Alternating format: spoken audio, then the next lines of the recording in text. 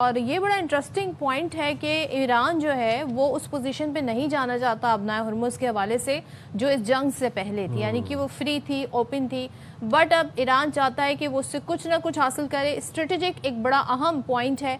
اس وقت یہ ایران کے لیے اگر ہم دیکھیں، اور انہوں نے پوری طریقے سے وار میں اس کا استعمال بھی کیا ہے۔ شہری رحمان صاحبہ سابق سفیر اور پاکستان پیپلز پارٹی کی سینئر رہنما سینیٹر شہری رحمان صاحبہ نے جوائن کیا۔ تھینک یو سو مچ شہری صاحبہ۔ شہری صاحبہ، ہم یہ جاننا چاہ رہے ہیں کہ آپ ظاہر ہے آپ ان چیزوں کو زیادہ اچھے سے انڈرسٹینڈ کرتی ہیں بیکاز آپ امریکہ میں بھی سفیر رہ چکی ہیں، اور ظاہر ہے آپ ان سفارتکاری کے امور اور پارلیمانی وقت کس طرح آتے ہیں، کیا ہوتا ہے۔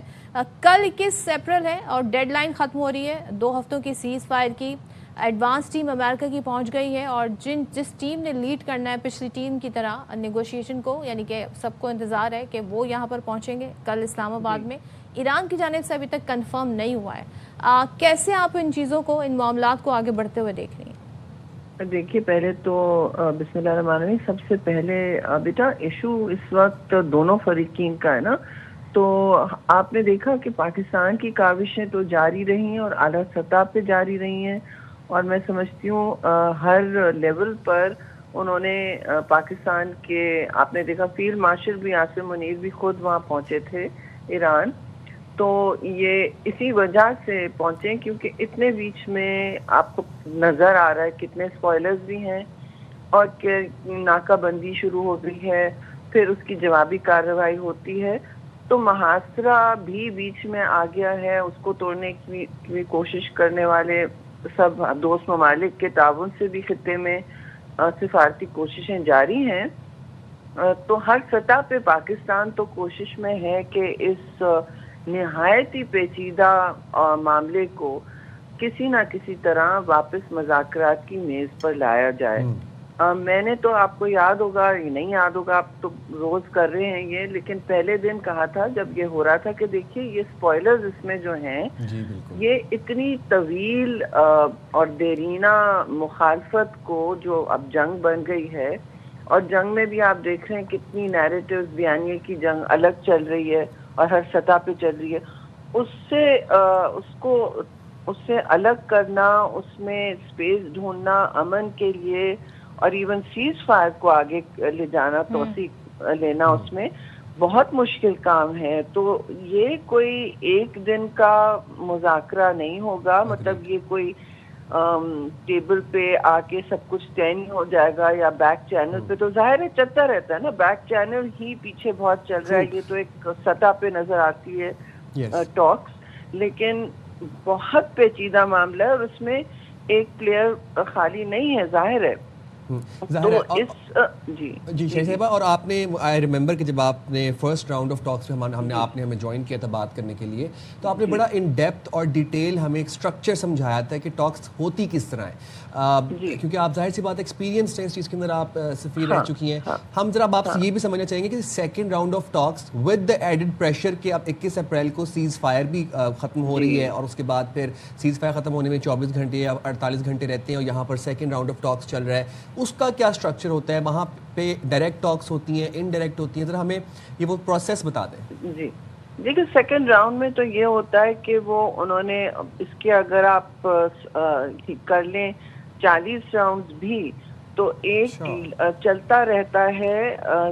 دونوں سائڈز اپنی باریکیاں لاتے ہیں ٹیبل پر، ابھی تو وہ پہنچی بھی نہیں ہوں گی نا اس سطح تک،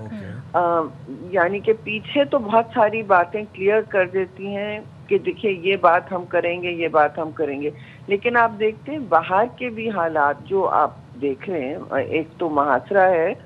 اور دوسرا سیز فائر، اور تیسرا ان کا ہی اپنا سیز فائر، اور دوسرا آبویسلی لبنان میں جو صورتحال چل رہی ہے، اسرائیل نے ایک نیا، لٹرلی ایک نیا میپ ایشو کر دیا ہے،